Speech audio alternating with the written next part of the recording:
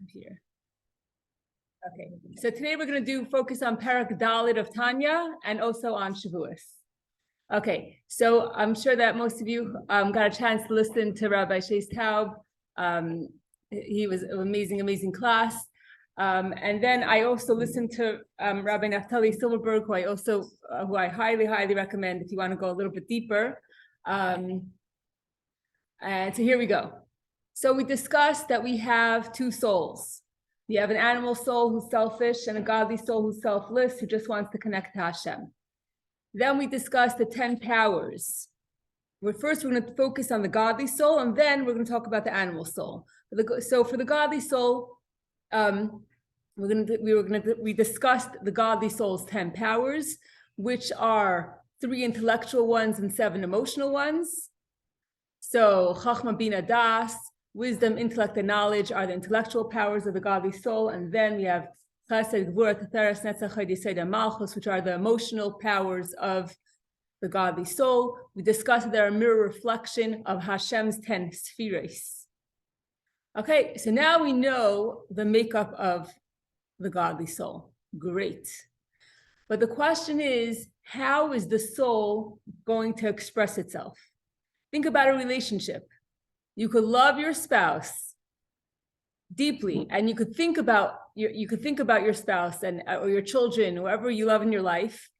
But it's not enough to just think about them and to have feelings in your heart for them.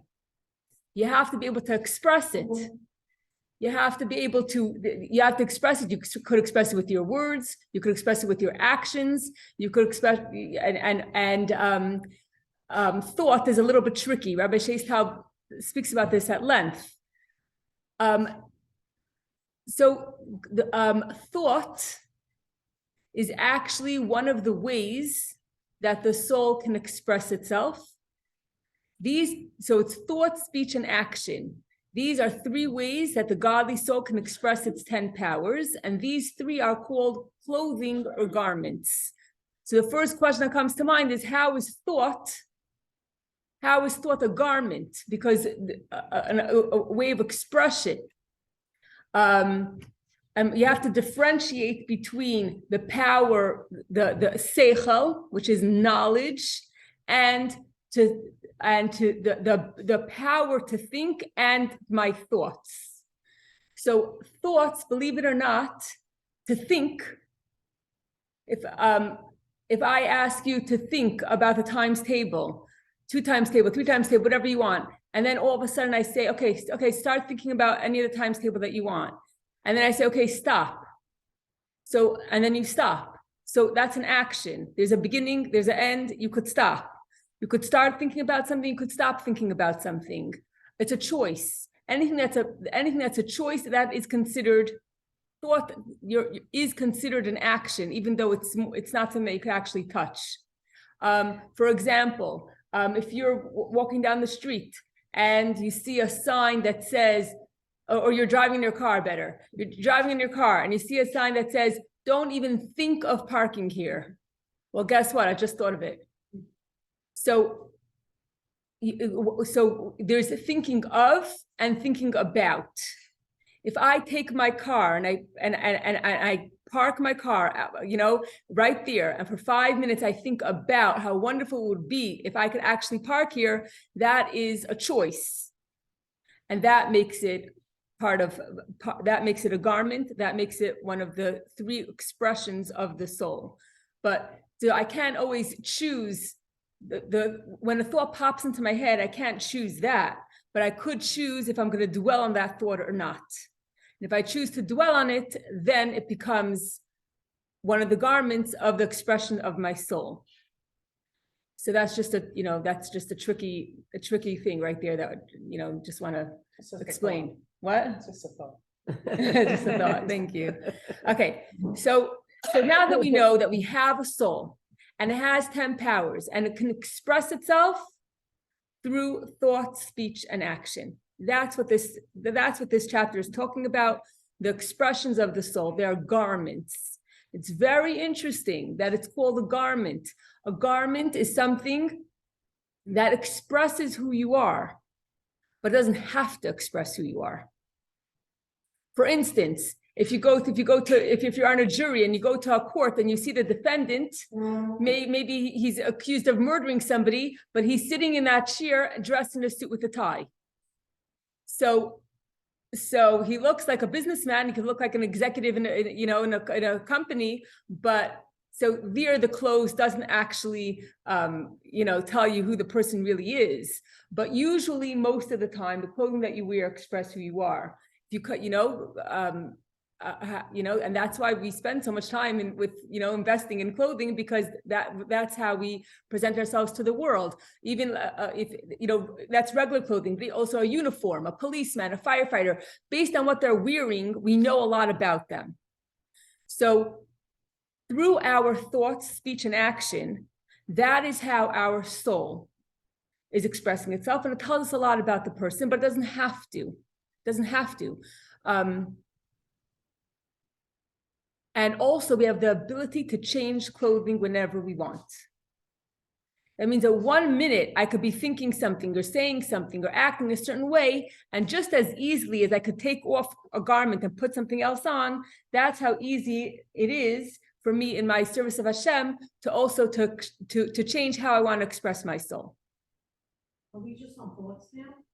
Now, I'm talking about all three in general: thought, speech, and action. All three of them are ways that my soul can express itself. So let's take it into relationship.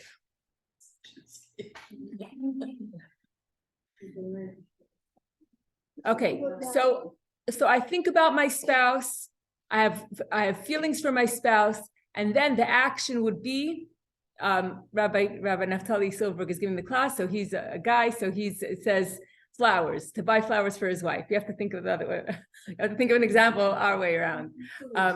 Food, perfect. Okay, perfect. Okay, so you think about great thoughts about your husband. You feel great feelings of love for your husband, and the action is that you're going to make him a 6-course dinner for supper. Okay, or with Shavuos or whatever. Okay. Now, what is more important? The love and the respect that you have for your spouse, or the way you express it? You're expressing it through making the dinner. What is more important? My love and respect, or the way I express it? I would say all of it.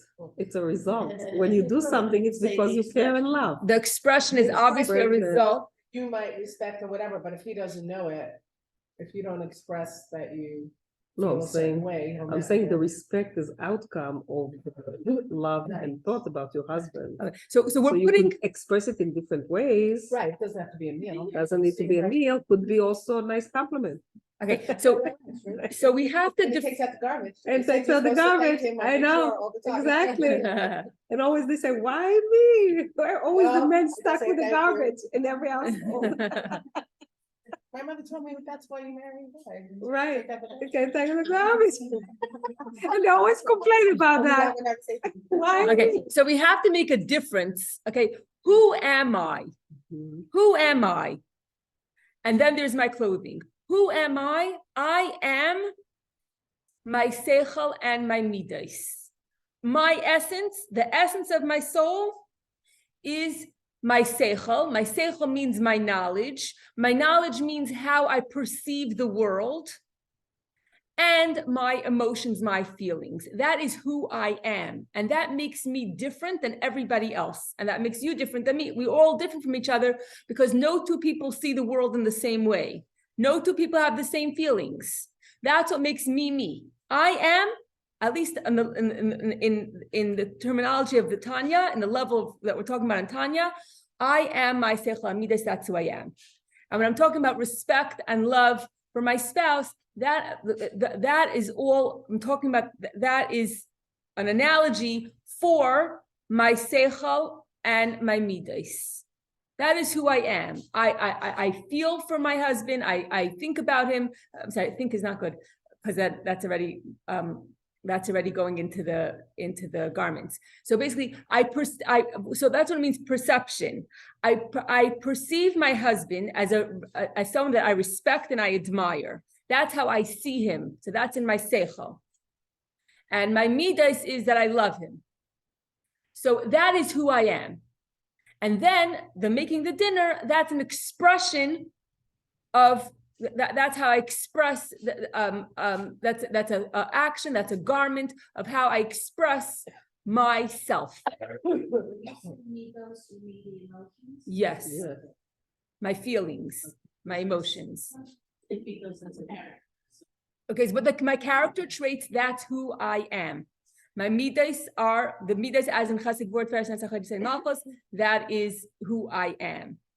Okay, so now we're discussing what is more important, or what is more important? Is it more important to have the respect and the love, or is it more important to have the expression of that respect and love? I still feel the same. Because one comes from the other. In a natural, healthy relationship, the expression is going to come as a direct result of my love and my respect. Okay? People will tell you, love, I love you, and then behave in a way that's not very loving. And then you go, thank you for your love. So they're not in touch. That's the important thing, because I could do without your love if this is how you express yourself. So she's not in touch, that woman or man or whatever, not in touch with their behavior. Right. But if a woman felt, that her husband was buying her diamonds, jewelry, flowers, chocolates, whatever it is, and he was buying it for her just to pacify her, and he really didn't love her and he didn't respect her, and she felt that way. If she felt that he didn't love her and he didn't respect her and he's just buying her stuff, and it's not good. Then as a distraction or just to, so it's not real. So especially women, it wouldn't work. No. It wouldn't work, because if you just have the expression of the love and you don't have the love and you don't have the love and the respect, then you see through it and you Absolutely. and you don't want it. You don't want it. So if you had a choice, I'm saying it's a terrible choice. You know it's fake. But I'm Actually not. I'm saying if you had a choice, either that in your tishkis, you know that your husband loves you and respects you dearly, but for some reason, maybe he doesn't take out the garbage, or maybe, he doesn't know how to express it, right? Or you have a guy who can express it and take his wife out to dinner every night, but yet he just, you sense that he's not in the relationship, then it's basically worthless. I'm saying if you really think about it, It's not real. It's not real. So which one is better? Which one feels better? Okay, so this is a very so this is so when I'm talking about what's greater, my seichel and my midas, who I am, or my levushim, my garments. So you would say it's a no-brainer. Of course, who I am is more important than my clothing. How can I compare? So my respect and my love is obviously much more meaningful, much more important than how I express it. Should I express it? 100%, 100%. That's what makes a relationship so beautiful. But if I was to put it on a scale, and I was to what's more important, my clothing or who I am, it's a no-brainer. That's how it is between two human beings. Two human beings who are both human and are having a human relationship. So what's primary is who I am. The spouse has to give themselves over to the other one in order for it to be a relationship. Otherwise, it's not a relationship. Absolutely. It's just, it's a beautiful gift, but there's no relationship here if you didn't give yourself over. Reciprocal with the relationship. I'm going to speak from a personal experience of a family member. We did not have a very loving relationship at all. And then towards the end, one spouse got not well, and the other one just stepped in all the way and took care of the other spouse. And at the end, the love came very, very real. From giving and giving and giving, the love developed. Yes. So it is possible. It is possible that when you give, eventually it will come to strengthening the relationship. There's a joke about that there was a guy who didn't have a relationship with his wife, so he went to the rabbi and he said, "Rabbi, what should I do?" A terrible joke. You know that joke? Okay. So the rabbi said, "Listen, it says in the Gemara, I don't know where it says, that if you pledge a lot of money to a charity and you don't fulfill your pledge, then by the end of the year your wife will pass away." So heard that. So there was a big building campaign for the shul, and he pledged a few $1 million. And the rabbi said, "Listen, you can't make it obvious. You have to, if you make it obvious that, if everyone sees that you don't like your wife, they'll know that you made the pledge and you wanted to kill her. So you have to act nice." So he starts buying her flowers and roses and chocolates and jewelry. And the more he does, the more she does. And then the relationship gets better and better. And then comes end of the year and the guy comes running to the rabbi, "What should I do?" The rabbi said, just pay the few $1 million. Everything will be fine. So that's just a joke. But good fundraising campaign. Yeah. But the regular natural way of doing things is that first you're invested in the relationship and then you express it. Okay. But in our relationship with Hashem, it's different. It's a beautiful mashal. It's a beautiful parable. But with Hashem, the parable only goes so far.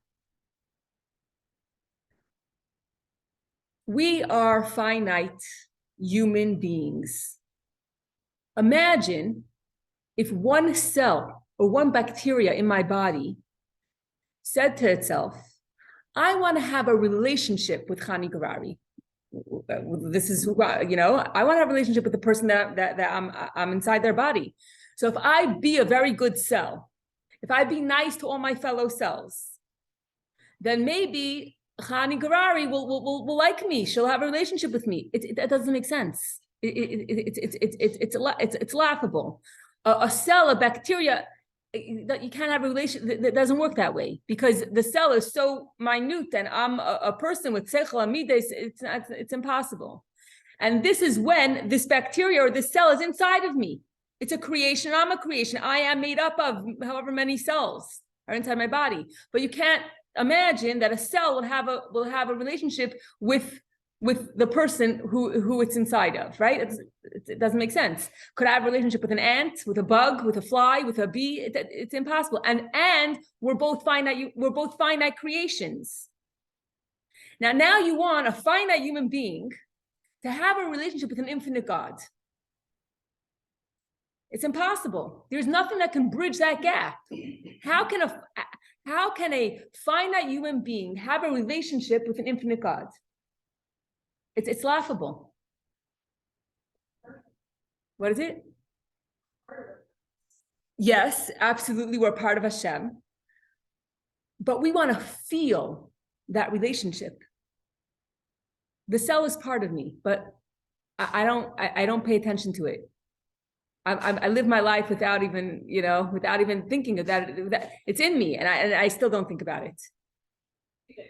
What? You didn't create it. I didn't create it.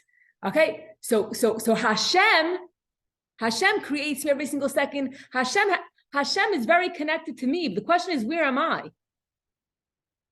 Hashem is creating me every single second. Hashem is very close to me. Hashem is every single second giving me life. But the question is, do I have a relationship with Hashem? What from my perspective, from Hashem's perspective, everything's perfect.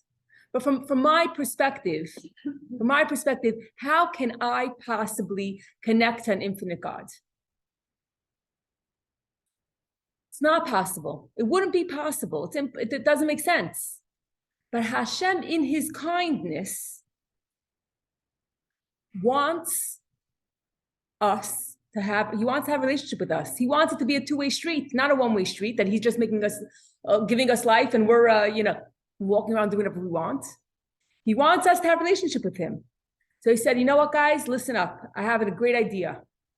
I am going to take my wisdom and my will, and my wisdom is not like your wisdom, not like human wisdom. Human wisdom, what I think, what I know is separate from me. Is me, there's what I know, there's the power to understand. It's three different things. By Hashem and his Chachma are one. I'm going to take my wisdom and I'm going to take my will, which is one and the same with Hashem. And I am going to concentrate it again and again and again and again. And I'm going to take it and I'm going to put it into 613 mitzvahs. And when you learn Torah, or when you do one of these 613 mitzvahs, then this gives you the ability, the power to connect with an infinite God. And the only way that you could do these 613 mitzvahs is with your thought, speech, and action, with these garments. The soul by itself can't do anything. It can't do anything. It needs hands and feet, and it needs a body. It needs these three garments. So it's different than a relationship with two human beings. With two human beings, who I am, my love, my seichel, my midas, that's most important. My love and respect is most important. The expression should automatically come, and that's wonderful. But with Hashem, in the only way, there's only one way that I could connect to him. And it's not through sitting in my study and thinking about how much I love Hashem. And it's not about just loving. Loving and thinking is going to get me nowhere. It's not going to give me a connection with Hashem. The only way I can have a connection is if I use my garments to fulfill one of Hashem's mitzvahs the way he said so. So that means if candle time is 7:50, okay, 7:50. If I light my candles, I did the biggest mitzvah in the world. At 8:10, I could be punished by death in the time of the Beis Hamikdash, whatever, to light Shabbos candles then. So it's in the details. And a person could say, what is with Yiddishkeit? That there's all these details and these tiny rules, and it seems ridiculous. Isn't it better? I just love Hashem. I think about Hashem, go to top Mount Everest and meditate about his greatness, go to Niagara Falls. But that is not going to get me a connection. That's not going to get me a connection with Hashem. The only way is through the garments. So in my relationship with Hashem, what's more important? If I want to have a connection, what's more important is the garments, believe it or not. Okay, so honey, I'm going to argue here. Go ahead. Because the times of today, and I know I shouldn't be saying this, it is very important to have that meditation piece to get you to the connection of the soul. I'm just putting it out there. You're right. So I'm. But there's a Hashem love to call up. There's a list of love Hashem with your heart. That is into the mitzvah. I don't think one was doing meditation before. No. But the I question, think she's talking about something else. I think she's talking about people who say, "Oh, I'm spiritual. I love Hashem in my heart. And I appreciate everything around it." Right. Yeah. Not just that she's saying, I don't know. Whatever it takes. There's a certain aspect of meditation that I'm familiar with, and a lot of people that are practicing this, that there's a love aspect. okay, you're right. You're right. So basically, I took the pendulum and I moved it all the way to one side. Okay, now we're gonna go back. We're gonna go back. But at the end of the day, you should know that if you want a connection, it's through the 613 mitzvahs. Absolutely.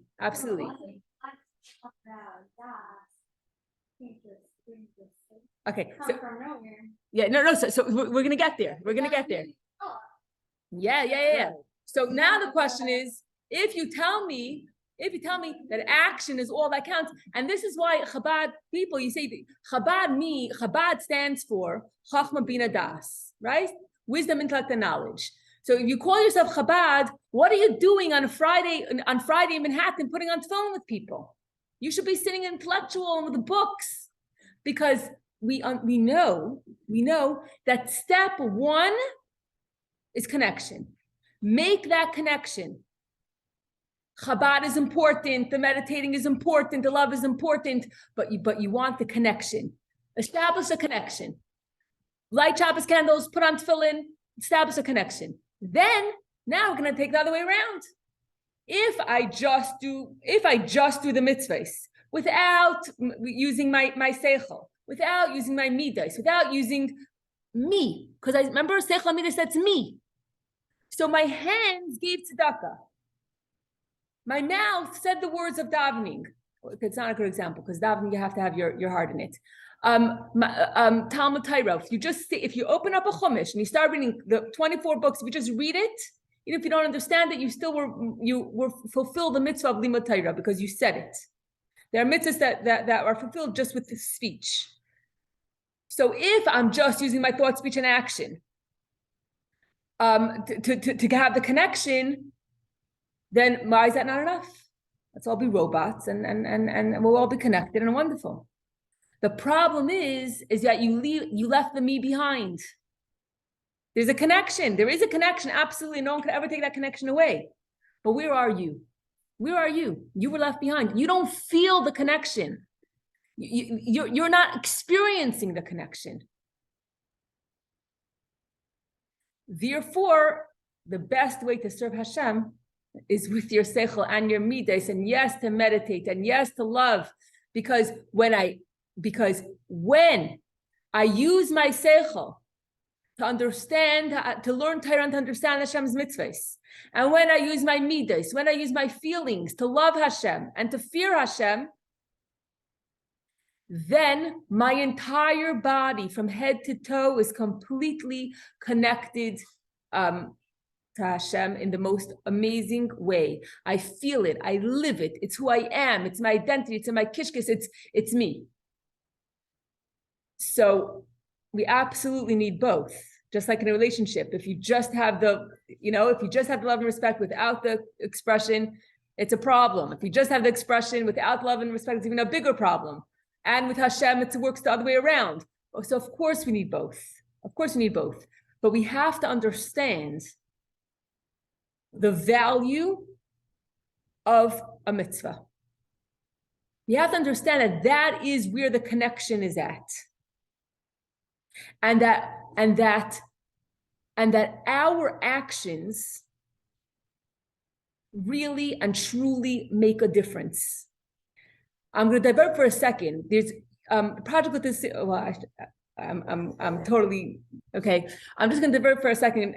We're going to learn in a couple of minutes about Shavuos, and there's a website that has all the materials which I use to teach. And there's also a story section. There's a story, and this week, the story is, it's connected to Shavuos, which we're going to connect everything together, which is also so amazing. It's a story about a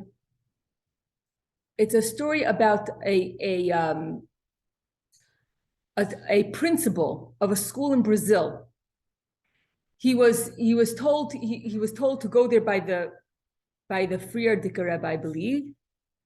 I guess it was after the war, and he was given advice to go there and to open a school and to revive Judaism in Brazil, because at the time it was after the war, especially, there was a lot of intermarriage going on, and they really needed from people to help build the community.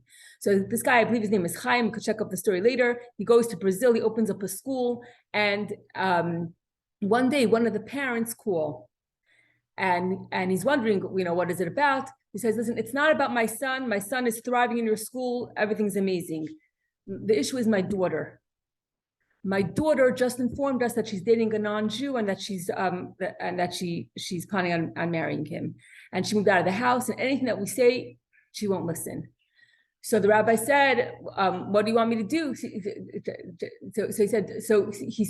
So they said, don't tell her that we spoke to you, because that's not going to work. The rabbi went on his own to try to speak to her. She wouldn't listen. She let him in. She was courteous, but she wouldn't listen. She wouldn't listen to anything that he saw, that whatever he said didn't help. So he called 770. He said his last resort, he's going to call the Lubavitcher Rebbe to ask for advice what to do. So he called 770, called the Rebbe's secretary, Rabbi Chadakov, and explained the situation. So Rabbi Chadakov said, 1 minute, I'll speak to the Rebbe. And he says to him, tell her, go back to the girl and tell her there's a Jew in Brooklyn who can't sleep at night because you want to marry a non-Jew. So this Rabbi Chaim, he was a little bit confused. He wasn't really a Lubavitcher Chassid. He's like, who's this person that doesn't sleep at night? Because the Rebbe was on the phone, and the Rebbe said, tell her that the person who can't sleep at night, his name is Mendel Schneerson. So he went back to her, and she's like, oh gosh, what do you want? You saw already, I'm not budging. I just have one thing to tell you, and then you can close the door and I'm done. Because I have a message to tell you that there's a Jew in Brooklyn who can't sleep at night because of what you're deciding to do. So she said, who is this? Who is it? So he said, his name is Rabbi Schneerson. So she said, do you have a picture of him? So he went home. He rummaged through the whole house. He found some picture in his drawer, whatever. He comes back and he brings her the picture. And she almost faints. She said, this rabbi has been coming to me in a dream. And I thought that it was just like an image that I conjured in my mind from speaking to you, whatever. And she couldn't believe that she couldn't believe it. And the story ends there. So hopefully she changed her mind. Wow. But why did I say this story? Because if one Jewish person is considering marrying out, so the big deal. I'm not religious anyway, or whatever it is. Who cares what I do? Every single action. It's so important. It's so important. This is how you're connected to Hashem. It's to marry out. So a Rebbe who sees the deeper, behind the scenes. He literally couldn't sleep at night because her action, who she chooses to marry, actually really does matter. It matters to her soul in the most unbelievable way. So we have to know that when we decide to do something, or to speak about someone, or to speak however we speak, or what we're going to dwell on, the thoughts that we're going to think about, we have to know that those really, really matter. They really, really matter. Our connection is dependent on it. Okay, I'm going to continue with that theme in a few minutes. But so basically, yes. I feel like when it's about my connection to Hashem, that's still so selfish. So I don't like to really dwell on that either. Forget about me, my connection to Hashem. So we spoke last week of the concept of Torah Lishma. It's a very high level that's only about Hashem and not about me. It is a very high level. But I think that from the Tanya's perspective, Tanya's talking to Abinmi. The question that we asked in the beginning, the question that we're asking is, if you want, a question that may cross your mind is, can I be perfect? And the answer is, how do you define perfection? So in a Beinoni, or someone who's striving to be a Beinoni, in our Seichel and our Midos, we might not be able to reach perfection in a way that everything that we do is only for the sake of Hashem and we never think about ourselves. But the Tanya is trying to impress upon us that we could reach perfection in our thought, speech, and action. The Tanya is trying to impress upon us and teach us how in our thought, speech, and action, even if our seichel and midah still need help. Our insides aren't so perfect. The Benini's insides aren't perfect. A tzaddik, his insides are perfect. Anything that will come out, thought, speech, and action will be perfect without even trying. But us, regular people, are striving to be a Benini. Our insides are not perfect, but it doesn't matter.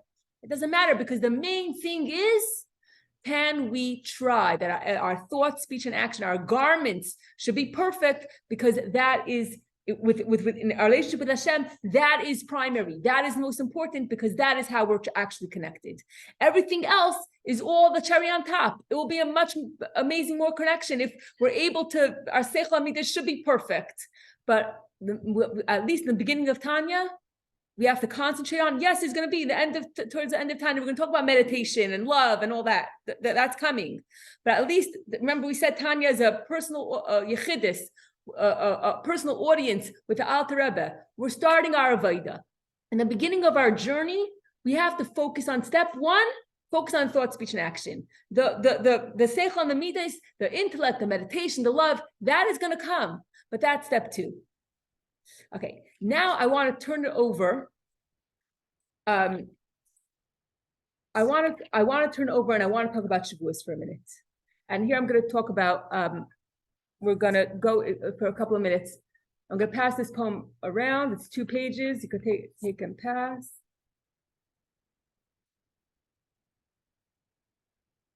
Okay. Okay, here you go. Okay, so we know that thought, speech, and action is primary. But the question is, and of course, Tanya will address it at a later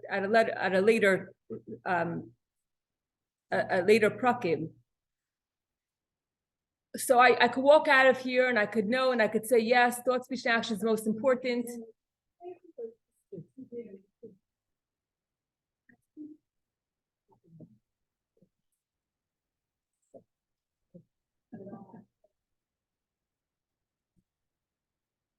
But I need a little bit of motivation. It sounds very good in theory. But then all of a sudden, when I have to actually, when it comes to it, when I'm actually tested, or when it comes to it, how am I going to actually practically, get that mitzvah done? How am I going to really truly care? Because in class, it sounds very good, but, a couple hours later, the application piece. Okay, we need the application piece. So in order for it to get the application piece, we're going to talk about Shavuos. What happened at Har Sinai? What happened? So what happened is that Hashem chose us to be mamlechas kohanim. Hashem chose us to be royalty. Hashem raised us above all the other nations. Hashem raised us very high, and he said, you are royalty. And let's talk about royalty. If you're a king, a queen, a princess, a prince, and you want something, you're a king, you want something, is there anything in the world that can stop you from getting what you want? No. If a king says, move that mountain will get moved. The king, hopefully won't say that. But if a king demanded that the mountain get moved, his people would have to get that mountain moved, because that is what a king is. A king is that he is the authority. Whatever he says goes. A king is not allowed to be busy with menial tasks. He's not allowed to work the field or make supper. The king, because that's 6 courses. The king, what is it? The definition of a king is that everyone has to serve him. Everyone has to give whatever he wants, and then nothing to get in his way. There's no obstacles for a king. That's what it means, a king. By Hashem telling us at Matan Torah that we're a king, that we're royalty, what that means is that if you want to learn Torah, or if you want to do a mitzvah, there is nothing, the world, the physicality, gashmias, nothing can get in the way of a Jew wanting to do a mitzvah. And this is really the secret to our survival. This is the secret to the Jewish people's existence. And this is what the non-Jews can't stand about us. That we are a different, we're a different quality. We're royalty. We're literally royalty. No matter what persecution, whatever it was, they could never get us. They can never get us. Because a Jew, his perception, the way he thinks, the way he's wired is that there is nothing, since I'm royalty, there is nothing, no matter who you are, from the Inquisition, if you're a Nazi, whoever you are, you cannot get in the way. You cannot get in the way of me serving Hashem. You cannot get in the way of our relationship with Hashem, no matter what you do, no matter who you think you are. And all the stories that we know, as much as they try to intimidate us, we're just royalty. We're just royalty. We're just made out of different stuff. I mean, the stories that come to mind, during the Holocaust, the woman has a brand new baby and asks the Nazi for his knife and gives her own baby a bris. And it doesn't even make sense, because we're just royalty. And that's why they sing Ani Mam on the way to the gas chambers. And that's why they risk their lives to put on tefillin at the crack of dawn, because a Jew knows how to connect to Hashem, and a Jew is not scared. He's not scared of any, and can't get in. He's not going to let anyone or anything get in the way of his connection to Hashem, because that's what a king is. And this is what happened to us this is what happened on Har Sinai. If you really want to know what happened, Hashem chose us Hashem raised us up and said, "You are royalty.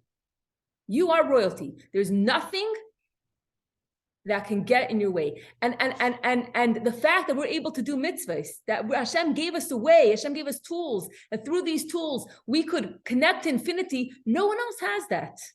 No other human being has that. We're so special. We're so great. Before Matan Torah, before Matan Torah, they also had the Torah. The Avos learned Torah, but they didn't have the connection piece. You could be holy and spiritual, or you could be connected. You could be connected even if you're not holy and spiritual. The connection, that's what we got at Har Sinai. The fact that we could connect to Hashem, the fact that we could rise above all the garbage and any obstacles, anyone that tries to get in our way, we can do anything. We can do anything. We have infinity inside of us. We could connect to infinity. We could do anything, and nothing and no one get in the way. That's Matan Torah. Now, the question is, okay, so now I know that I'm royalty, but how in the world am I going to feel it? How am I going to remember it on a day-to-day basis when it comes to my serving Hashem with 613 mitzvahs, which is basically broken down into Torah, Avodah, and Gemilas Chasadim. Torah is Torah, and Avodah is davening, and Gemilas Chasadim is acts of kindness. How am I going to remember who I am? Talking about who I am.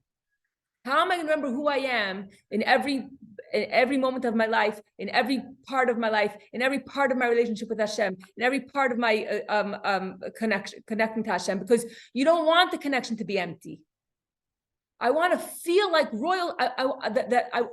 If I just do a mitzvah, then I'm connected, but I don't feel it. Can you imagine if I actually was able to, when I did a mitzvah, to feel like a queen, to understand who I am, that I'm royalty, how much that I'm connected, that Hashem is Hashem says we're kings, but Hashem's the ultimate king. But the fact that I'm part of Hashem's royal family, the way a king or queen, the way they act, the way they speak, the way they think, it's different than everybody else. When I understand who I am, then automatically The love comes, the fear comes, the awe comes, so the meditation piece, the love piece, right? That very much, if I meditate on the fact that that Hashem chose, how many people are there on this earth? And of them, what's the percent of Jews? 2% of the entire population of this world that are Jewish. And amongst that 2%, how many are religious?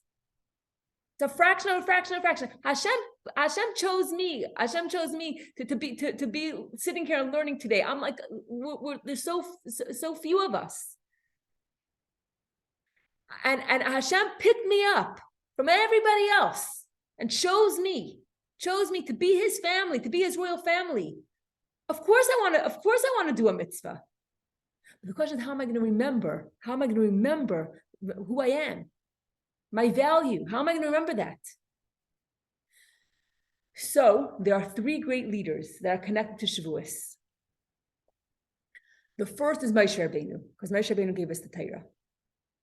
The second is David HaMelech, because David HaMelech passed away on Shavuos at his yahrzeit. And the third is the Baal Shem Tov, who also passed away on Shavuos. These 3 great leaders have something common between them, that they live their lives like kings, that nothing got in their way, and they lived miraculous lives. And their job is to wake us up and remind us that we're kings. And they were each in their area.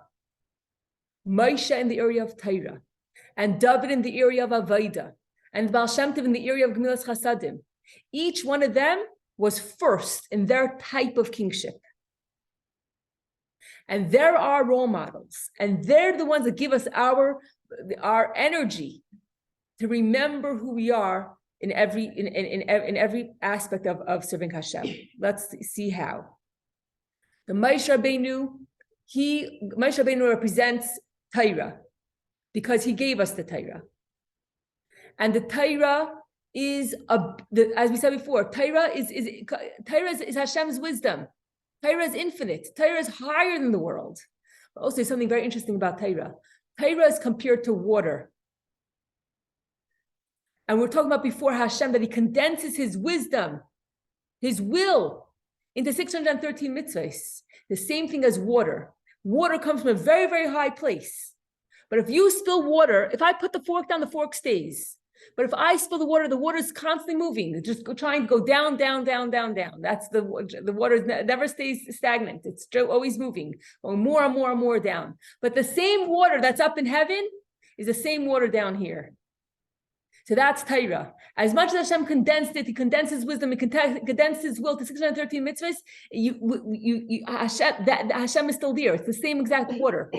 Yes, there was there's many concealments. There's like a king wearing many, many clothes, but you're still hugging the king. It doesn't matter if the king is it's the summertime and the king is wearing a t-shirt, or if it's the wintertime, the king is wearing a sweater and a coat.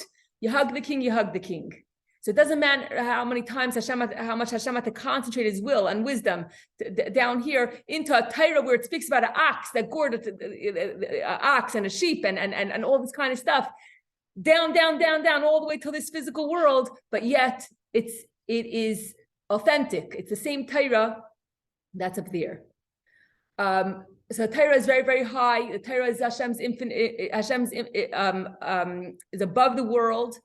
And Moshe Rabbeinu, his whole life, how he was a king. Nothing got in his way. Not the Yam Suf, he split the sea, right? Moshe's whole life was all about doing miracles for his generation. And they were the generation that witnessed Har Sinai, and they stayed in the desert. They were living their whole life in a way, a supernatural way. And Moshe's whole life was supernatural. The way he led his people was all in a supernatural way. So nothing got in his way. He's like a king, and from him we get the power of Torah, that we could learn Torah and we could connect and we could rise above everything in this world and truly be connected to Hashem. That's Moshe Rabbeinu. Then comes David HaMelech. David HaMelech also lived a very miraculous life. First of all, he was the first king of the Davidic dynasty, right? And from him, that all the other kings of David come and will always stay. The kingship will always stay in the house of David. He had a very, very miraculous life. He was running away from Shaul. How many times did Hashem save his life? Right? And what did David write? He wrote Tehillim. So Tehillim, that goes in the category of davening and of davening, which is Avodah Shebelev, is Tefillah, and Tehillim goes in that category. And he's the one that gives us the power, that in the aspect of Avodah, in the aspect of davening, that he gives us the power that nothing should get in the way. And he gives us the power to remember our royalty. And he also had a very miraculous life. And he was the one who wrote Tehillim, which is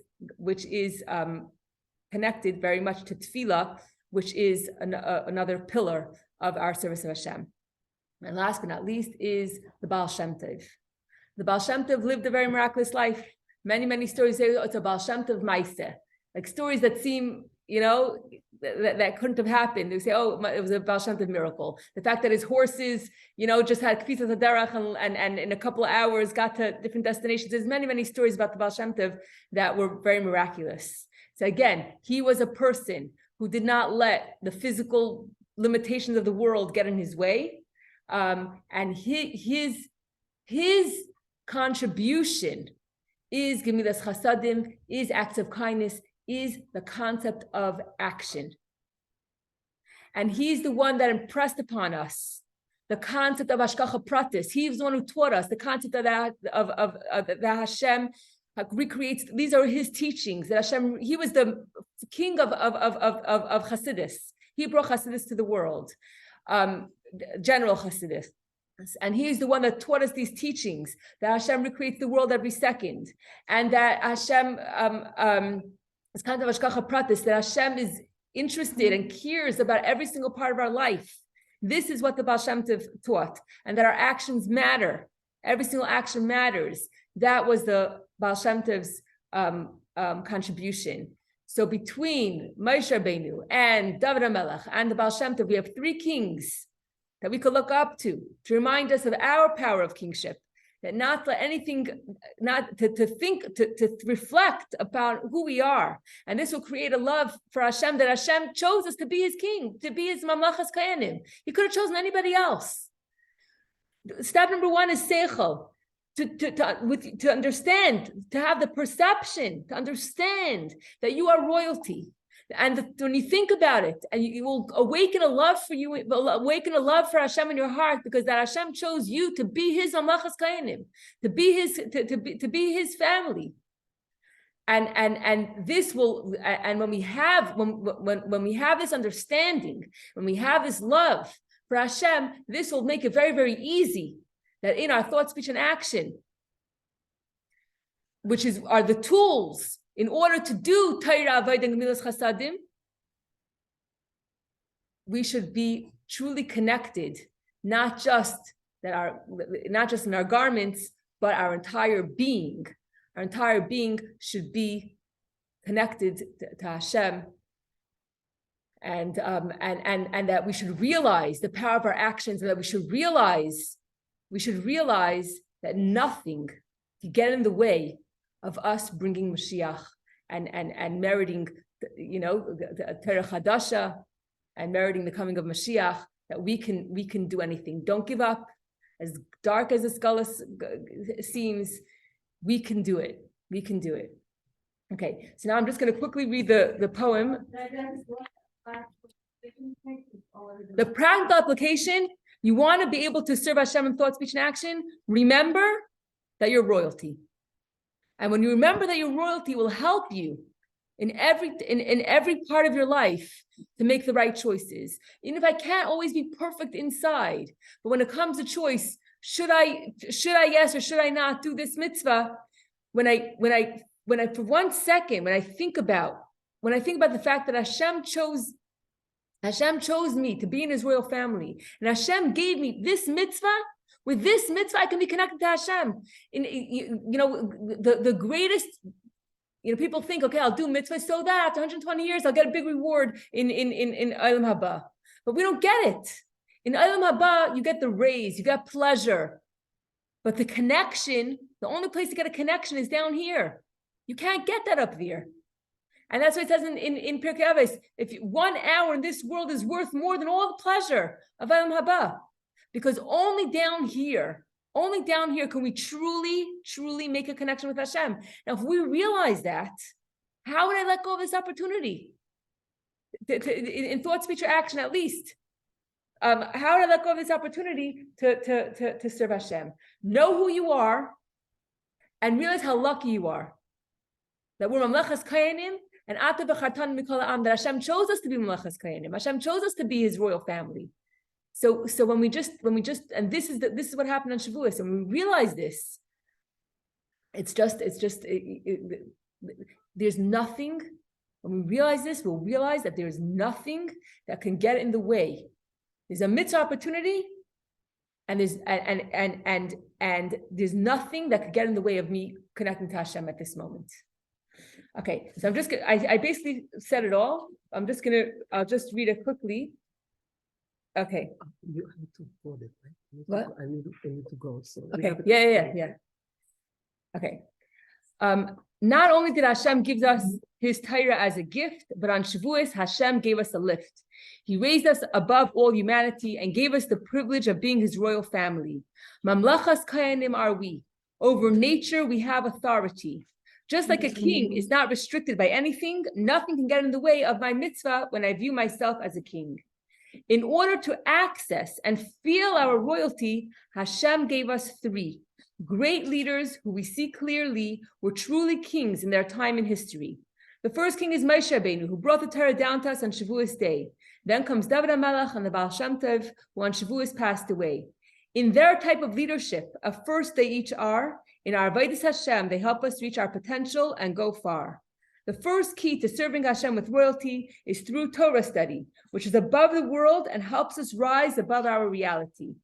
From Moshe Rabbeinu, we get this power because he led his people in a supernatural way every hour. From splitting the sea to the manna that fell from the sky, his people were removed from the world because of their experience at Har Sinai. From David HaMelech, who was the first king in his dynasty, we get the second power to serve Hashem wholeheartedly, which is to daven and say Tehillim, which is filled with the miracles that David HaMelech has written. David HaMelech was the king when the Yidden were settled in the land already. They worked hard, but saw clearly that their sustenance came from Hashem only. David HaMelech teaches us that when our royalty we don't forget, we can ask Hashem to fulfill all of our needs, and immediately they will be met. So we touched upon this. That a king, whatever he needs, whatever he wants, he just demands and he gets it. So when we remember who we are, we could daven and say to him and ask Hashem to give us our needs because we're kings, and kings get whatever they need and want. That's just the nature of kings. Okay. From the Baal Shem Tov, who was the first to reveal the Hasidus light, to brighten up the darkness of the scholars' night, we see how infinite is the ability of a Jew. He rises above Galus and transforms the world into a palace for Hashem too. The Baal Shem Tov teaches us to see that Hashem is the only reality and that Hashem recreates the world constantly. But me and you, he cares deeply, and he takes care of us at every moment of our lives so lovingly. The Baal Shem Tov awakens us to realize that we are part of the royal family. It gives us the power to make this world so holy until nothing will get in the way of bringing Mashiach today. Okay, so we have to realize that not only can we rise above the galus, above the darkness, because we're royalty, and we can rise above anything, but we could also, not only that, but through our actions, we can actually transform the world and make it into a dwelling place for Hashem, which is, wow. I think it's also helpful to remember that most of those a really long time find their own perspective. The first time Moshe also witnessed God, which was brings us to be like 40. And by the time they actually picked up and helped get the Jews like that, it was 80, right? Yeah. Until he actually understood his power, like Hashem also kept him it's so obvious to him. So there's the awareness piece and then the connection. So it took him a very long time. And David HaMelech too, he's holy of Jews. being a king and being in the royal family for like years and years. And then when he finally understood his role, his royalty, that connection, and to help, he actually didn't propose to him how to connect them to people. But that's when like magic happened. And that's the reflection. Oh, with Dr. Milk, there's a piece of painting there that was also very magical. Like there's this composing all the different, what they call the songs, were a lot of painting related, and that itself was part. So like, as you're speaking, my head is like how do I connect to God in royalty when I interact with so many people every single day with people, like how to keep that guard on. That's like the question that's like burning in my head. I figured, should I bring it in the circle here or should I not? Okay, I sorry for that. I dealt with that, and I went to Sarah Kramer, does anyone know of her? Does like hypnotism kind of. And I told her that I have a problem when I see somebody else in pain. And she said she took me back to when I was a little kid, to the time that, you know, you were, and she said, what would you have wanted from Hashem? And I said, I would have wanted him just to hold me, to embrace me and to hold me. And then as I'm talking it through, I realized that Hashem is holding me all the time. And I got him that when somebody is in pain, got him to Hashem, that they should realize that Hashem is embracing. The pain is not in our control. But when we don't have to deal with the suffering part of it, that Hashem is holding me, it takes away a lot of the suffering. Separation. Yeah. That was good. Thank you. So I think my own fun in the corner, if we feel